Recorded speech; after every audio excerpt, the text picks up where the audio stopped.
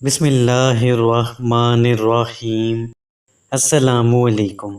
حضرت آدم علیہ السلام کے بیٹے قابیل نے اپنے بھائی حابیل کو قتل کر دیا تو اللہ تعالیٰ نے اسے کوے کے ذریعے بھائی کی لاش دفنانے کا طریقہ بتایا، جس پر عمل کرتے ہوئے اس نے لاش دفنا دی۔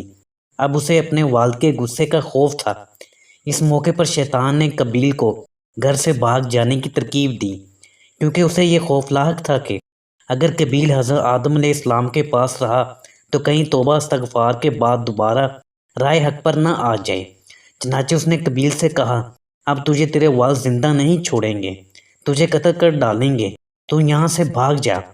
قابیل کو تو پہلے ہی اس بات کا خوف تھا، لہٰذا وہ یمن فرار ہو گیا، جہاں اس نے سکونت اختیار کی اور بعد ازاں اس نے شادیاں بھی کیں جن سے اولاد کثیر پیدا ہوئیں۔ قابیل نے اپنے والد کے دین حق سے بغاوت کر کے پہلے آتش پرستی شروع کی، پھر شیطان نے اسے پتھر سے بت بنانے کا طریقہ سکھا دیا۔ یوں قابیل اور اس کی اولاد نے ایک اللہ کو چھوڑ کر بت پرستی شروع کر دی۔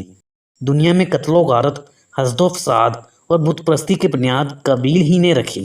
حضرت عبداللہ بن مسعود رضی اللہ تعالیٰ عنہ سے روایت ہے کہ حضور نبی کریم صلی اللہ علیہ وآلہ وسلم نے فرمایا، دنیا میں جب بھی کوئی ظلم سے قتل ہوتا ہے تو اس کا ایک گناہ حضرت آدم علیہ السلام کے بیٹے قابیل کی گردن پر ضرور ہوتا ہے، اس لیے کہ یہ وہ شخص ہے جس نے ظالمانہ قتل کی ابتدا کی اور یہ ناپاک طریقہ جاری کیا۔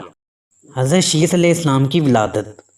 حضرت آدم علیہ السلام کو جب بیٹے کے قتل کی خبر ملی تو وہ بہت غمزدہ ہو گئے، کیونکہ حابیل نہایت سعادت مند، فرما بردار، نیک اور شائستہ نوجوان تھا۔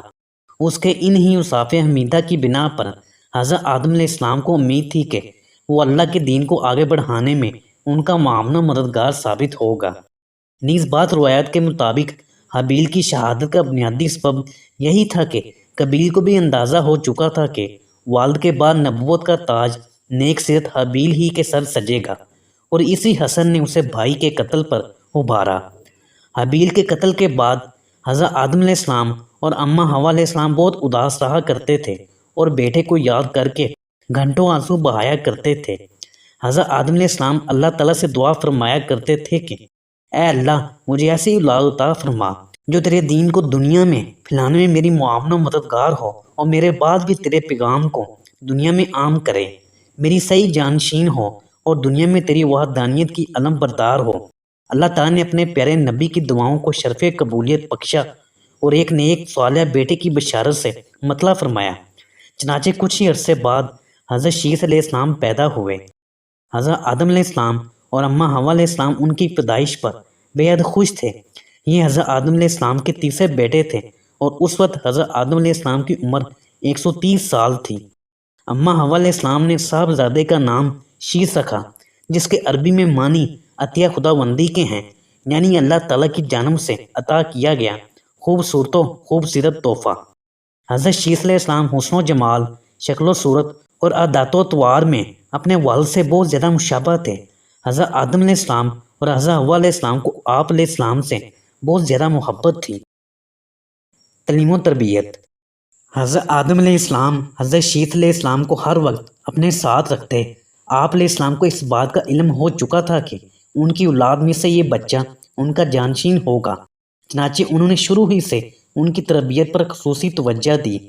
آپ علیہ السلام حضرت شیث علیہ السلام کو جنت کا احوال سناتے، اچھے اور برے کی پہچان کرواتے۔ جو حضرت شیث علیہ السلام بڑے ہوتے گئے، ان کی پوشیدہ صلاحیتیں اور والدین کی تعلیم و تربیت رنگ لاتی رہیں۔ حضرت آدم علیہ السلام نے ان کو درس و تدریس اور وعظ و تبلیغ کے خوبصورت اور منفرد طریقے سکھائے، انہیں دن و رات کی گھڑیوں کی پہچان کروائی، ان اوقات میں ہونے والی عبادتوں کی تعلیم دی۔ اس کے علاوہ طوفان نوح کے بارے میں بھی آگاہ کیا جو کچھ عرصے بعد آنا تھا۔ حضرت آدم علیہ السلام اور حضرت حوا علیہ السلام کو حضرت شیث علیہ السلام سے بڑی امید تھی، جس کی بڑی وجہ یہ تھی کہ ان کا ایک بیٹا قتل ہو گیا، دوسرا شیطان کا پیروکار بن کر کفر کے راستے پر چل نکلا تھا۔ اب اللہ کے دین کو آگے پھیلانے اور شیطان کے شر کا مقابلہ کرنے کے لیے حضرت آدم علیہ السلام کے بعد حضرت شیث علیہ السلام ہی تھے۔ چنانچہ جب حضرت آدم علیہ السلام کی وفات کا وقت قریب آیا تو انہوں نے حضرت شیث علیہ السلام کو اپنا خلیفہ اور جانشین نامزد کیا۔ 960 برس کی عمر میں حضرت آدم علیہ السلام نے وفات پائی۔ حضرت شیث علیہ السلام نے حضرت جبرائیل امین علیہ السلام کے بتائے ہوئے طریقے کے مطابق والد حضرت آدم علیہ السلام کی تدفین کی۔ حضرت شیث علیہ السلام نبوت کے منصب پر، اللہ رب العزت نے حضرت شیث علیہ السلام کو نبوت کے عظیم منصب پر فائز فرمایا اور اولاد کثیر سے نوازا۔ پھر یہ کہ ان کی اولاد نہایت فرما بردار اور نیک بھی تھی، جو اپنے والد کے ساتھ تبلیغ دین کے کاموں میں مصروف رہتی۔ روایت میں ہے کہ اللہ تعالیٰ نے اپنے پیغمبروں پر 100 صحیفے نازل کیے اور 4 کتابیں۔ ان 100 صحیفوں میں سے 50 صحیفے حضرت شیث علیہ السلام پر اترے۔ گو کہ قرآن کریم میں جن 25 انبیاء کرام علیہ السلام کے اسماء گرامی مذکور ہیں، ان میں حضرت شیث علیہ السلام کا نام شامل نہیں، تاہم احادیث مبارکہ میں ان کے نبی ہونے کا صراحت کے ساتھ ذکر ہے۔ حضرت شیث علیہ السلام نے اپنی پوری زندگی والد کی دی ہوئی تربیت کے تحت اللہ تعالیٰ کے دین کی سربلندی میں صرف کی۔ آخری عمر میں زیادہ ضعیف ہونے کی وجہ سے گوشہ نشین ہو گئے تھے، لیکن اولاد آپ علیہ السلام کے کام کو آگے بڑھاتی ہی رہی۔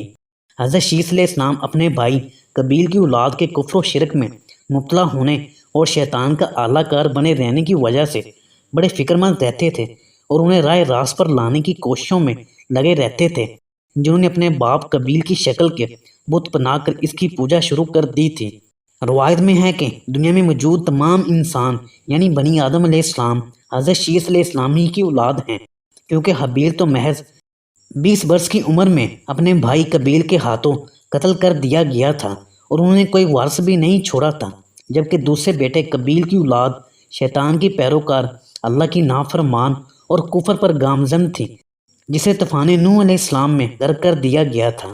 مسلمانوں کی طرح یہودی اور عیسائی بھی حضرت شیث علیہ السلام کو حضرت آدم علیہ السلام اور حوا علیہ السلام کا تیسرا بیٹا نبی اور ان کا جانشین تسلیم کرتے ہیں، جبکہ وہ بھی اس بات کے قائل ہیں کہ موجودہ تمام انسان حضرت شیث علیہ السلام ہی کی اولاد ہیں۔ حضرت شیث علیہ السلام کی لوگوں کو نصیحت۔ حضرت شیث علیہ السلام لوگوں کو نصیحت فرمایا کرتے تھے کہ سچا مومن وہ ہے جو اللہ تعالیٰ کو پہچانتا ہو، نیک اور بد کو جانتا ہو، بادشاہ وقت کا حکم بجا لاتا ہو، والدین کے حقوق ادا کرتا ہو اور ان کی خدمت کرتا ہو، صلح رحمی کرتا ہو، غصے پر قابو رکھتا ہو، محتاجوں اور مسکینوں کے ساتھ حسن سلوک سے پیش آتا ہو، گناہوں سے پرہیز کرتا ہو، مصیبت کے وقت صبر کرتا ہو اور اللہ تعالیٰ کی نعمتوں پر اس کا شکر ادا کرتا ہو۔ حضرت شیث علیہ السلام کو والد کی نصیحت۔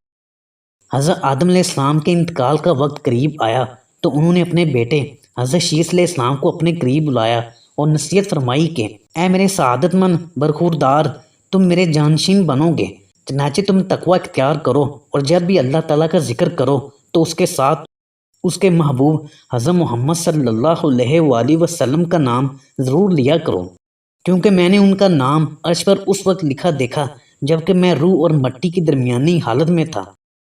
پھر میں نے تمام آسمانوں کا چکر لگایا تو بارگاہ رب العزت میں آپ صلی اللہ علیہ وآلہ وسلم کی شان محبوبیت کا یہ عالم دیکھا کہ نام پاک محمد صلی اللہ علیہ وآلہ وسلم اللہ تعالیٰ کو اتنا پیارا ہے کہ آسمانوں میں کوئی ایسی جگہ نہیں جہاں یہ نام مبارک نہ لکھا ہو۔ میرے رب نے مجھے جنت میں رکھا تو میں نے جنت میں کوئی محل، کوئی بالا خانہ، کوئی دریچہ ایسا نہ دیکھا جس پر اس میں محمد صلی اللہ علیہ وآلہ وسلم تحریر نہ ہو، لہٰذا تم بھی کثرت کے ساتھ ان کا ذکر کیا کرو، کیونکہ فرشتے بھی ہر وقت اور ہر آن ان کا ذکر کرتے رہتے ہیں۔ وفات۔ قصص الانبیاء میں علامہ ابن کثیر تحریر فرماتے ہیں کہ جب حضرت شیث علیہ السلام کی وفات کا وقت قریب آیا تو انہوں نے بھی اپنے فرزند انوش کو معاملات سپرد کر دیے۔ انوش کے بعد اس کا ولی عہد کینن بنا، اس کے بعد کینن کا فرزند مہلائیل ان کا جانشین بنا، اور ایرانی اجمی لوگ انہی کے بارے میں خیال رکھتے تھے کہ یہ 7 ولایتوں کے بادشاہ بنے، اور یہ پہلے شخص ہیں جنہوں نے جنگلات کا صفایا کر کے شہروں اور قلعوں کی بنیاد ڈالی، اور انہوں نے شہر بابل اور شہر سوئس آباد کیے۔ ابلیس اور اس کے لشکریوں، جنوں وغیرہ کو بھی مار مار کر انسانی آبادی سے بھگا کر ویرانوں اور گھاٹیوں میں دھکیل دیا۔ ان کا ایک بڑا تاج بھی تھا اور وہ لوگوں کو واعظ بھی فرماتے تھے۔ ان کی بادشاہی 40 سال رہی۔ جب وفات کا وقت قریب آیا تو انہوں نے اپنے فرزند اخنوک کو اپنا جانشین مقرر کیا۔ نمبر 1 غزہ۔ نمبر 2 عراق کے شہر موصل اور نمبر 3 ایودھیا بھارت میں ہیں۔ ان تینوں میں سے کس میں حضرت شیس علیہ السلام مدفون ہیں یہ اللہ تعالیٰ ہی بہتر جانتا ہے۔ موصل میں قائم مزار کو حالیہ عراقی جنگ کے دوران شدید نقصان پہنچا۔ بعض روایات کے مطابق حضرت شیس علیہ السلام کا مکہ مکرمہ میں انتقال ہوا اور وہیں سپرد خاک کیے گئے، جبکہ ایک خیال یہ بھی ہے کہ حضرت شیس علیہ السلام کا مزار لبنان کے ایک گاؤں شیس نبی میں ہے، جہاں ان کے نام سے ایک مسجد بھی قائم ہے۔ 13ویں صدی عیسوی اور بعد میں آنے والے عرب جغرافیہ دانوں کی روایت کے مطابق حضرت شیس علیہ السلام کا مزار فلسطین کے شہر رملہ کے شمال مشرق میں واقع ایک گاؤں بشیس میں تھا۔ بشیس دو الفاظ بیت اور شیس کا مجموعہ ہے، جس کا مطلب ہے کہ خانہ شیس علیہ السلام۔ 1948 میں اسرائیل کے معرض وجود میں آنے کے وقت یہ گاؤں غیر آباد ہو گیا تھا، لیکن آج بھی یہاں 3 کونوں والا مینار حضرت شیس علیہ السلام کے مزار پر قائم ہے۔ ہماری آج کی ویڈیو یہیں تک تھی۔ ناظرین، اسی امید کے ساتھ ہم آپ سے اجازت چاہیں گے کہ آپ کو ہماری آج کی ویڈیو پسند آئی ہوگی۔ ملتے ہیں بہت جلد ایک نئی معلوماتی ویڈیو کے ساتھ، تو دیکھتے رہیں اسلامک ڈائری۔ اللہ آپ کا حامی و ناصر۔ انہوں نے اپنے فرزند اخنوق کو اپنا جانشین مقرر کیا اور انہیں مختلف کاموں کی انجام دہی کے حوالے سے وصیت کی۔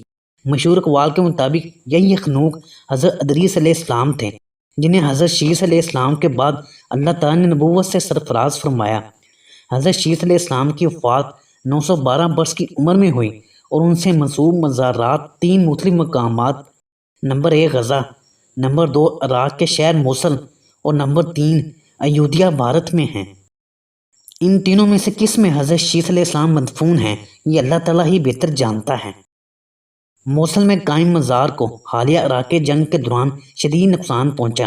بعض روایات کے مطابق حضرت شیس علیہ السلام کا مکہ مکرمہ میں انتقال ہوا اور وہیں سپرد خاک کیے گئے، جبکہ ایک خیال یہ بھی ہے کہ حضرت شیس علیہ السلام کا مزار لبنان کے ایک گاؤں شیس نبی میں ہے، جہاں ان کے نام سے ایک مسجد بھی قائم ہے۔ 13ویں صدی عیسوی اور بعد میں آنے والے عرب جغرافیہ دانوں کی روایت کے مطابق حضرت شیس علیہ السلام کا مزار فلسطین کے شہر رملہ کے شمال مشرق میں واقع ایک گاؤں بشیس میں تھا۔ بشیس دو الفاظ بیت اور شیس کا مجموعہ ہے، جس کا مطلب ہے کہ خانہ شیس علیہ السلام۔ 1948 میں اسرائیل کے معرض وجود میں آنے کے وقت یہ گاؤں غیر آباد ہو گیا تھا، لیکن آج بھی یہاں 3 کونوں والا مینار حضرت شیس علیہ السلام کے مزار پر قائم ہے۔ ہماری آج کی ویڈیو یہیں تک تھی۔ ناظرین، اسی امید کے ساتھ ہم آپ سے اجازت چاہیں گے کہ آپ کو ہماری آج کی ویڈیو پسند آئی ہوگی۔ ملتے ہیں بہت جلد ایک نئی معلوماتی ویڈیو کے ساتھ، تو دیکھتے رہیں اسلامک ڈائری۔ اللہ آپ کا حامی و ناصر۔